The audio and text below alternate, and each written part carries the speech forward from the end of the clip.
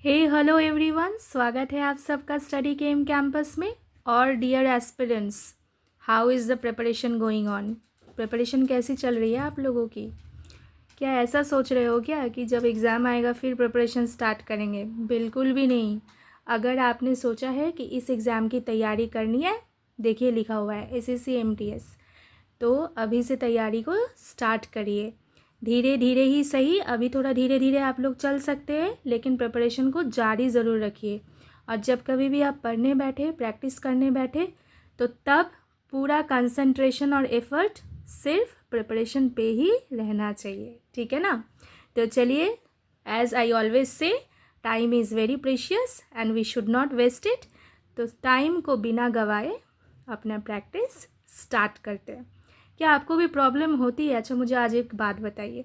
जब appropriate words ढूंढने को कहे आपको और 4 ऑप्शन दे दिया जाता है, तो आपको भी दिक्कतें होती है, क्योंकि एक वर्ड दिमाग पे घूमती है तब। एप्रोप्रिएट, है ना?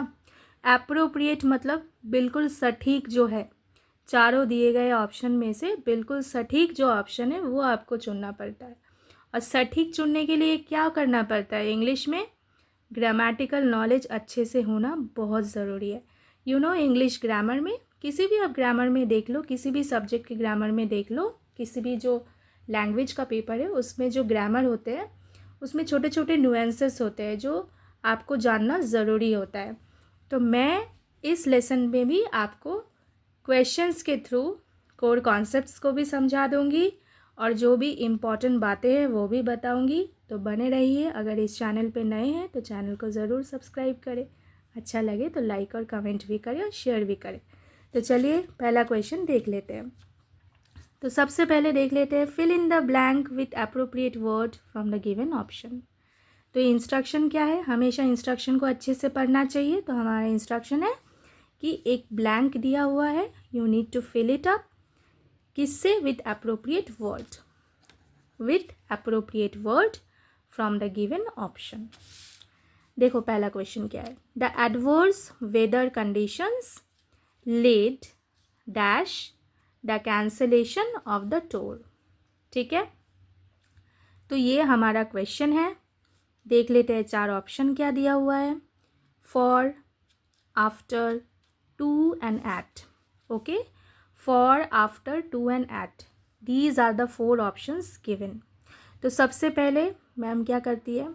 क्लू को ढूंढ लेती है। तो चलो क्लू को ढूंढ लेते हैं। एक वर्ड है यहाँ पे एडवर्स, ठीक है। दूसरा है लेट, ठीक है। लेट क्या होता है? Led is the past form of the word lead, LEAD। Okay, तो एडवर्स वेदर कंडीशन, एडवर्स मतलब हार्मफुल आप बोल सकते हैं, हानिकारक आप बोल सकते हैं। अच्छा, यहाँ पे हार्मफुल नहीं है, यहाँ पे है अनफेवरेबल, ठीक है, अनफेवरेबल वेदर कंडीशन। अच्छा, एडवर्स के साथ यहाँ पे देखो हमारा एप्रोप्रिएट जो वर्ड जाएगा वो है टू। क्यों, मैं बताती हूँ। So the correct answer is two. Okay, अब देखो, this is the unfavourable condition, weather condition, जो क्या क्रिएट कर रहा है? कॉजेज, ये मेन पॉइंट है। यहाँ पे लीड का मतलब क्या है? कॉजेज। चीज़ों को समझो तो याद रखोगे। जब कभी भी अनफेवरेबल वेदर कंडीशन होगा तो इस एग्जाम्पल को याद करोगे, ठीक है। तो दिस इज कॉजिंग टू मतलब ये क्रिएट कर रहा है, ठीक है। ये एडवर्स कंडीशन जो है वेदर का, this is creating to, leading to what? जो टूर प्लान किया गया था वो कैंसिल हो गया, ठीक है। So this is causing. Okay, तो जब ये कॉजिंग समझाए, कॉजेस समझाए, तो वहाँ पे देखो क्या प्रीपोजिशन बना, क्या अप्रोप्रिएट वर्ड बना? टू। चलो अब एक और वर्ड मैं सिखाती हूँ, एवर्स। आपने एडवर्स तो जान लिया, अनफेवरेबल। एवर्स का क्या मतलब है? एवर्स का मतलब है प्रतिकूल, ठीक है। मतलब when you have a strong feeling of dislike, strong feeling of dislike, ठीक है, तो उसे हम लोग अवर्स कहते हैं, अवर्स कहते हैं, ठीक है। अब इसके साथ भी टू होता है, okay. If it causes anything, if a strong feeling of dislike is causing anything, then उसके साथ अवर्स टू होता है, ठीक है। This is the additional information and knowledge to you all from my side. चलो आगे बनते हैं, नेक्स्ट क्वेश्चन देख लेते हैं। Our next question is his skills and talent entitle him dash name fame and respect. बहुत बड़ी बात है, अच्छी चीज़ है। आप जितना अपना स्किल्स बढ़ाएंगे, अपने टैलेंट को लोगों को शोकेश करेंगे, उससे लोगों को कुछ फ़ायदा होगा, ठीक है ना। ह्यूमैनिटी को अगर आपके टैलेंट का कुछ फ़ायदा हुआ, स्किल्स का कुछ फ़ायदा हुआ तो अच्छी बात है ना। तब तो आपको रिवार्ड में नेम फेम रिस्पेक्ट सब मिलना ही चाहिए, राइट। किसी को मिले तो हमें खुश होना चाहिए। तो देखो, हिज टैलेंट एंड स्किल्स में skills and talent entitle him dash name fame and respect, ठीक है। 4 ऑप्शंस को पढ़ लेते, at, to, with and upon. अब यहाँ पे पॉइंट है ये entitle. What is the meaning of entitle? अब देखो, एंटाइटल का मतलब एक तो क्वालिफाई हो सकता है, ठीक है, ऑथोराइज हो सकता है, डेजिग्नेट भी हो सकता है। लिख लो, ये आपका देखो वोकैब भी बढ़ा रहा है। इस वर्ड्स को जो मैं वर्ड्स दे रही हूँ उसको भी नोट करते रहना। अगर आप नोट करते हो तो नोट ज़रूर करें। तो देखो 3 वर्ड्स आपको मिल गए, ठीक है ना। एंटाइटल का सिनोनिम मिल गया आपको। तो एंटाइटल मतलब क्या, जब आप किसी को कुछ राइट देते हो, किसी को एक टाइटल देते हो तो उसे एंटाइटल करवाना बोलते हैं, ठीक है। अब देखो, इनके पास स्किल है, टैलेंट है, और because of this skills and talent he is entitled to, okay, he is entitled to what? Name fame and respect. Clear? समझ में आया? देखो यहाँ पे एक वर्ड है फेम। फेम से एसोसिएटेड वर्ड मैं आपको बता देती हूँ। एक होगा स्टारडम, रिनाउन, आपने सुना होगा, सुना है ना। तो ये सारे वर्ड्स इसके साथ जाते हैं। क्लियर हुआ? Entitle to, so our correct option is 2, okay. Moving to the next question. Next question को देख लेते हैं। She has missed the opportunity dash her negligence. देखो, अब नेग्लिजेंस होने के कारण अपॉर्चुनिटी हाथ से गंवा दिया गया, ठीक है। नेग्लिजेंस होने के कारण अपॉर्चुनिटी हाथ से गंवा दिया गया, ठीक है। मिस्ड अपॉर्चुनिटी और नेग्लिजेंस, इसी से हम लोगों को प्रीपोजिशन और अप्रोप्रिएट वर्ड मिलेगा। देखो क्या है, ऑप्शन ऑफ है, फॉर है, बाय है, विथ है। Now she has missed the opportunity, काफ़ी लोगों को लगेगा ऑफ होगा, पर यहाँ पे ऑफ नहीं होगा। क्यों नहीं होगा मैं बता रही हूँ, पहले आंसर बताती हूँ रीज़न के साथ। She has missed the opportunity, कारण क्या है? नेग्लिजेंस। तो यहाँ पे आंसर क्या बनेगा? फॉर। तो यहाँ पे क्या हो रहा है? रीज़न, रीज़न बता रहा है। रीज़न क्या है यहाँ पे? What is the reason over here? Negligence. तो फॉर हर नेग्लिजेंस। मान के चलो कि यहाँ पे अगर ऐसा नहीं होता, अगर यहाँ पे एक वर्ड ऐड कर दिया जाता, क्या ऐड कर दिया जाता? She has missed the opportunity, she has missed the opportunity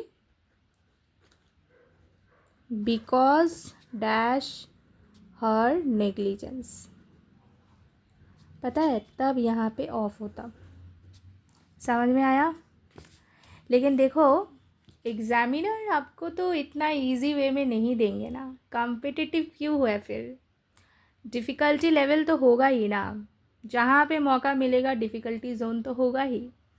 तो देखो, बिकॉज दे देते तो आपको इजीली ऑफ समझ में आ जाता, तो इसलिए यहाँ पे नहीं है, यहाँ पे देखिए, ठीक है। ट्रबलसम है थोड़ा क्वेश्चन, कंफ्यूज किया गया ऑफ और फॉर में, लेकिन नॉलेज आपके पास है तो आप कंफ्यूजन नहीं होगा आपको, ठीक है। दे दिया मैंने इसमें नॉलेज आपको।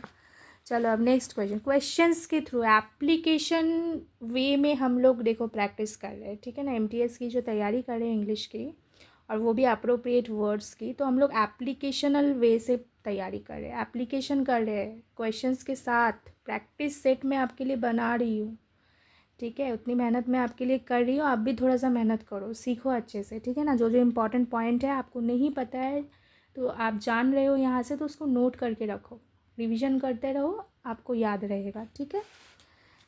चलो अब देखो, I could not complete the task, देखो यहाँ पे दे दिया मैंने एक वर्ड, बिकॉज, दिख रहा है, ठीक है। देखो ऑप्शन में ऑफ है, एट, विथ, ऑफ, फॉर, ठीक है। बना आंसर, बना। I could not complete the task because of my illness, because of my illness, समझ में आया, ओके। चलो नेक्स्ट क्वेश्चन देख लेते हैं। See our next question is, I am surprised dash his conduct. Conduct मतलब your behaviour, your way of attitude towards anyone, उसे हम लोग कंडक्ट कहते हैं, ठीक है। So I am surprised dash his conduct. काफ़ी लोगों को लगेगा कि इसमें आंसर क्या होना चाहिए, over, surprised over his conduct, लग रहा है ना आप लोगों को, हाँ ओवर लग रहा है ना, ओवर नहीं होगा, ओके। आंसर में आने से पहले मैं पहले बता देती हूँ, ये सरप्राइज्ड वर्ड का जो यहाँ पे यूज़ है ना, ये यूज़ है एज वर्ब, ठीक है। जब हम सरप्राइज वर्ड को वर्ब के तौर पे यूज़ करते हैं, तब वहाँ पे क्या करते हैं हम लोग, we actually causing someone to feel at wonder, causing someone to feel amazed, ये भी बोल सकते हैं। देखो एक सरप्राइज्ड का वर्ड है अमेज, एस्टॉनिश, ये सब वर्ड्स है सरप्राइज के, ठीक है। जॉल्ट भी है, चलो और एक बता देती हूँ। तो यहाँ पे वर्ब के तौर पे यूज़ हो रहा है। अब देखो किसके साथ हमको जोड़ना, प्रीपोजिशन का काम क्या है, पहले याद करो प्रीपोजिशन का काम क्या है। हम प्रीपोजिशन को यूज़ करके अदर वर्ड्स को दूसरे वर्ड्स के साथ सेंटेंस में एक जोक बनाते हैं, रिलेशनशिप बनाते हैं, है ना। तो देखो यहाँ पे क्या होगा, I am surprised at, at is the correct answer, at his conduct, ठीक है। क्योंकि सरप्राइज्ड एट का मतलब क्या है, बोलो, एस्टॉनिश कर देना, ठीक है। मतलब causing someone to feel at wonder, ये हो रहा है यहाँ पे, इसीलिए यहाँ का अप्रोप्रिएट वर्ड क्या है, एट, रिमेंबर, ओवर नहीं है, ठीक है। आई होप आपको लेसन्स अच्छे लग रहे हैं, आप कुछ वैल्यू ऐड कर पा रहे हो अपने प्रिपरेशन पे। ऐसे और लेसन्स पाने के लिए अगर आप चैनल पे नए हैं तो चैनल को ज़रूर सब्सक्राइब करिए, फ्रेंड्स में शेयर करिए, कमेंट करिए, लाइक करिए। Stay positive, stay fit and fine, take care, thank you.